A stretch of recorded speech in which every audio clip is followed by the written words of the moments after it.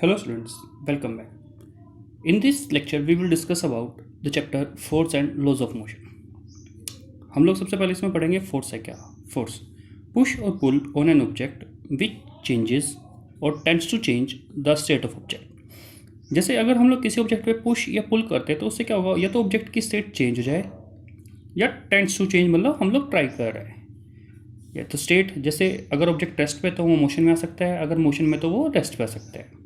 Shape और size और उसकी डायरेक्शन ऑफ मोशन. जैसे कोई ऑब्जेक्ट पर्टिकुलर डायरेक्शन में मूव कर रहा है और हम लोग उस पर अगर फोर्स लगाते हैं तो हो सकता है उसकी डायरेक्शन चेंज हो जाए और हो सकता है कि डायरेक्शन चेंज ना भी हो. जैसे पुशिंग ए बॉक्स, अगर बॉक्स हल्का है, लाइट वेट है, तो उसको अगर हम लोग फोर्स लगाते हैं तो वो ईजिली मूव कर सकता है. लेकिन अगर बॉक्स हैवी हो तो हम लोग फोर्स लगाएंगे तो वो क्या ईजिली मूव नहीं कर पाएगा. थ्रोइंग ए बॉल. नेक्स्ट पुशिंग ए वॉल, अगर हम लोग दीवार को पुश करते हैं तो उस कंडीशन में सिर्फ हम लोग ट्राई कर रहे हैं कि उसकी स्टेट चेंज हो जाए, लेकिन वो स्टेट चेंज नहीं होती. अब आते हैं इफेक्ट ऑफ फोर्स. फोर्स क्या कर सकता है अगर हम लोग किसी ऑब्जेक्ट पे लगाते हैं तो can change the state of object. जैसे कोई बॉल है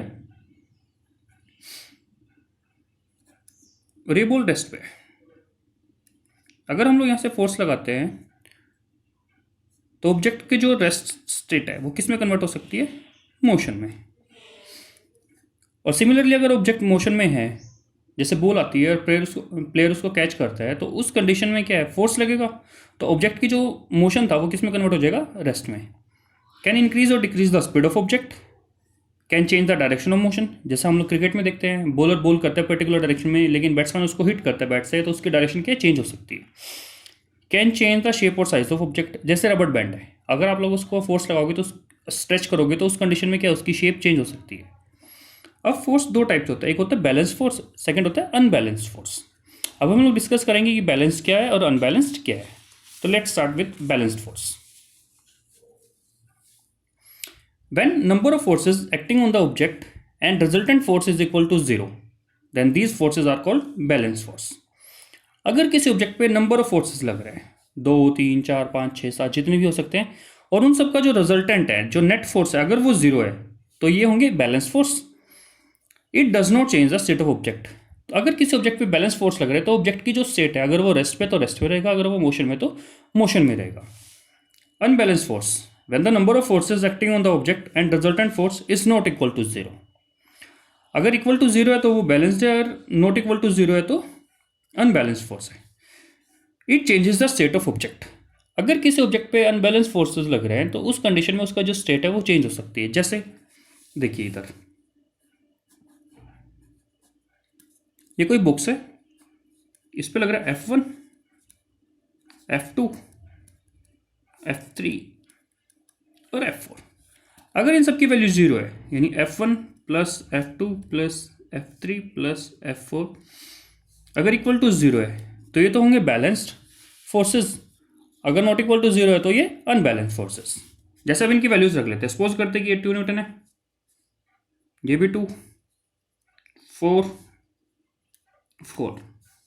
अगर हम लोग सिंपली देखें तो ये जीरो की इक्वल तो दिख नहीं रहा हम लोगों को, लेकिन जब हम लोग फोर्सेस को ऐड करते हैं तो किस तरीके से करते हैं वो देखिए. 2 प्लस -2 प्लस 4 -4. ये एक पॉजिटिव एक नेगेटिव, एक पॉजिटिव एक नेगेटिव, ये कहाँ से है. जैसे इधर देखिए F1 इधर से लग रहा है, अगर ये डायरेक्शन पॉजिटिव होगी तो अपोजिट डायरेक्शन क्या हो जाएगी, नेगेटिव. तो इसलिए एक पॉजिटिव और दूसरा नेगेटिव है.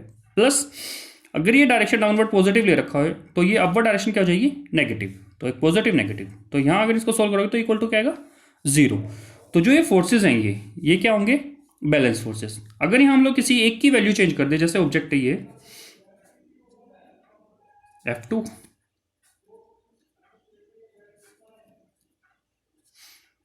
जैसे 3 न्यूटन, 4 न्यूटन, 2 न्यूटन और ये भी 2 न्यूटन, तो कितना हो जाएगा, 4 plus -3 plus 2 -2. Net resultant force कितना है, 1 न्यूटन, और 1 newton not equal to zero है, तो इसलिए ये फोर्सेस क्या होंगे, अनबैलेंस फोर्सेस. तो अब इस कंडीशन में जो ये ऑब्जेक्ट है किधर मूव करेगा, इस डायरेक्शन में. ठीक है. नेक्स्ट टॉपिक बेटा, इनर्शिया.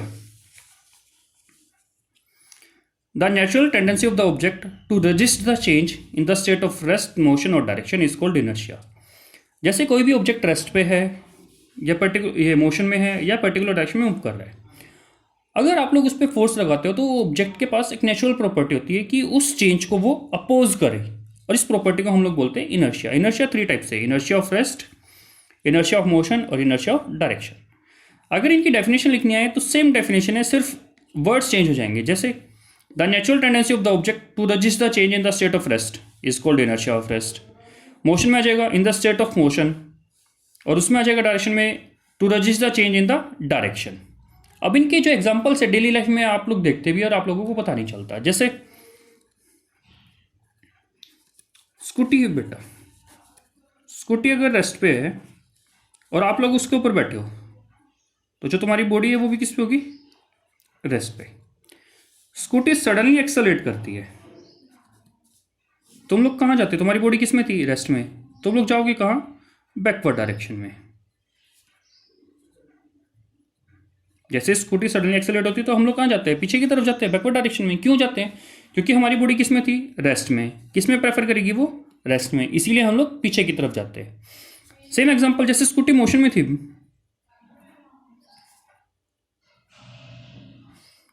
तुम लोग उस पर बैठे हो तो तुम्हारी बॉडी भी मोशन में, और स्कूटी सडनली किस पे आती है, रेस्ट पे, तो तुम्हारी बॉडी कहाँ जाएगी, फॉरवर्ड डायरेक्शन में। फॉरवर्ड डायरेक्शन में किस लिए जाएगी, क्योंकि तुम्हारी बॉडी किस में थी, मोशन में, तो किस में प्रेफर करेगी वो, मोशन में। और इनर्शिया ऑफ डायरेक्शन का एग्जांपल में, जैसे हम लोग कोई भी लगेज रखते हैं बस के रूफ पे, तो क्या हम लोग उसको टाई करके रखते हैं, क्यों रखते हैं, ताकि अगर बस कहीं शार्ट ना ले तो लगेज इधर उधर ना गिर जाए। Next, Galileo experiment. गैलीलियो ने क्या एक एक्सपेरिमेंट किया, एक्सपेरिमेंट में उसने एक इंक्लाइंड प्लेन लिया, इंक्लाइंड प्लेन फ्रिक्शनलेस लिया बिल्कुल, और एक मार्बल लिया फ्रिक्शनलेस। जो उसने कहा जब वो उसको ऊपर की तरफ से रिलीज करता है तो डाउनवर्ड जैसे जैसे आएगा तो उसकी वेलोसिटी इंक्रीज होगी, और जब उसी मार्बल को अगर अपर डायरेक्शन में करता है तो उसकी वेलोसिटी क्या होगी, डिक्रीज। साथ साथ उसने क्या किया, एक इंक्लाइंड प्लेन लिया और एक इंक्लाइंड प्लेन यहां लिया। जैसे उसने कहा कि यहां से उसने मार्बल को रिलीज किया फ्रिक्शनलेस सरफेस पे h हाइट से, तो ये मार्बल कब तक मूव करेगा दूसरे इंक्लाइंड प्लेन पे, जब तक वो सेम हाइट अटेन ना कर ले। मतलब ये मार्बल यहाँ आएगा, नीचे इधर मूव करेगा, और इस पर कब तक मूव करता रहेगा, जब तक जिस हाइट से उसको रिलीज किया उतनी हाइट अटेन ना कर ले। धीरे धीरे वो क्या करता रहा, इंक्लाइन एंगल को कम करता रहा, तो उसके लिए क्या हो जाएगा कि सेम हाइट अटेन करने के लिए उसको ज़्यादा डिस्टेंस ट्रैवल करना पड़ेगा। और एट लास्ट उसने क्या किया, इंक्लाइन प्लेन को बिल्कुल हॉरिजॉन्टल कर दिया, उसने उसको h हाइट से रिलीज किया, और वो क्या है, हॉरिजॉन्टल सरफेस पे मूव करना शुरू कर दिया मार्बल।